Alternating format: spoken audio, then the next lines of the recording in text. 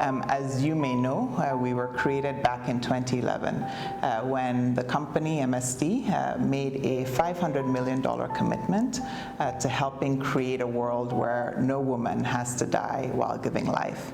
And in 2021, our new CEO, Rob Davis, reaffirmed that commitment to maternal health with an additional $150 million commitment.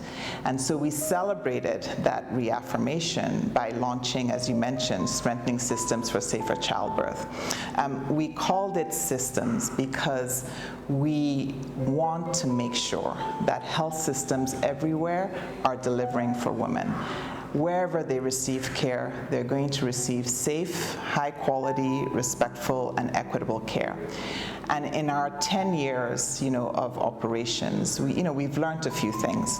One of the things that we've learned is that we can't come at this issue from a donor, a funder or philanthropy perspective. When we do that, we don't build sustainable systems. And so we want to think about our work, as investments in people, investments in systems, and not just investments in building their capacity to provide a broader array of services, increasing skills, enabling more reach, more clients, more patients that they're able to see, but thinking about what is it that when we are gone is left behind that can continue the work. The other thing we like to think about is innovation. We know that the issues are vast, and we're not going to solve them with yesterday's tools. We're not even going to solve them with today's tools. We really need to innovate for solutions that are going to solve not just today's problems, but tomorrow's problems. And so that kind of private sector lens that we hope we bring to our partnerships is one that we hope, again, helps catalyze innovation.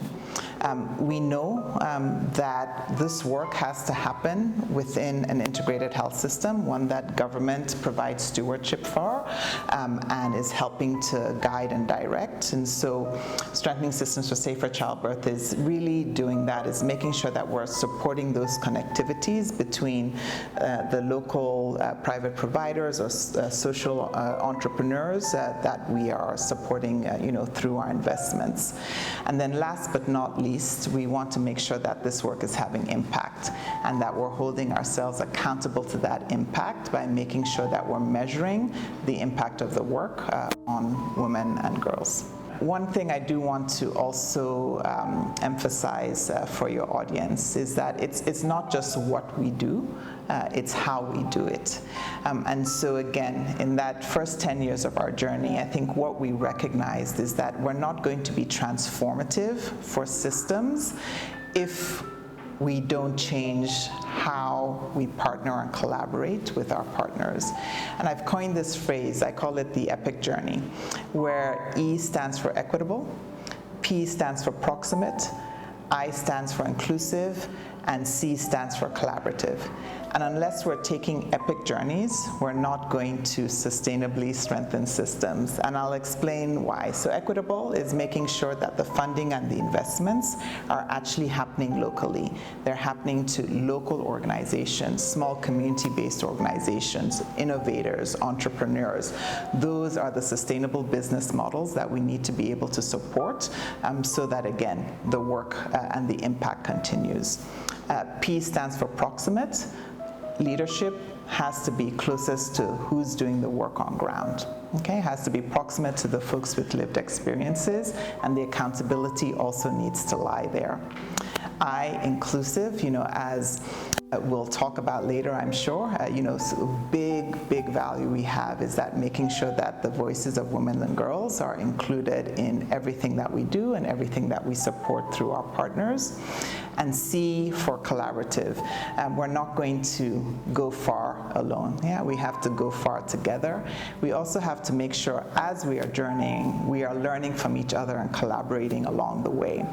So it's really these principles that informed the kind of design of Strengthening Systems for Safer Childbirth. And we're so excited we're now at least 1 year in, and we're hearing such amazing stories from our partners on ground about, the epic journeys that that they are having, with, again, a lot of people who are doing similar work in their geographies. I'd love to share more about how we're incorporating women's voices into everything that we do. But I'll share one other thing with you first. When I started this job around 6 years ago, and I was looking at the data, I saw a map of the world where, the countries with the worst maternal mortality, and Nigeria is at the top of that list. We actually contribute almost 20% of the world's maternal deaths. So 20% of the global maternal mortality burden is from this country, and that should not be the case. We also, as you know, see huge inequities where in some states have 3 to 4 times the maternal mortality rate that other states in this country do. So back to looking at this map, where the darkest countries, I think it was in red if I'm remembering correctly, are where the highest rates are. And then on the next page, there was a map of the Gender Equality Index, where again, the countries with the lowest gender equity, gender equality, also had, where the shadest had the darkest colors. And you could actually literally superimpose those two maps together, and they would be the same thing. So maternal mortality, you see it where you see inequities in other social factors, particularly gender. In the United States, where I'm working right now, we see it at the intersection of racial and gender equality. Black women in the US are 3 times more likely to die than white women, and it is a direct result, of the systemic inequities in gender and race. And so I do think for Nigeria, the gender equity issue is a big one, and we're not going to be able to address maternal mortality unless we really look towards ourselves around how we're valuing our women and our girls. And so, as you mentioned, we do everything we can to ensure that the voices of women and girls are informing everything that we do. And it's not just that we're listening to them, but that we're responding to them, and we're having them hold us accountable to what they are saying.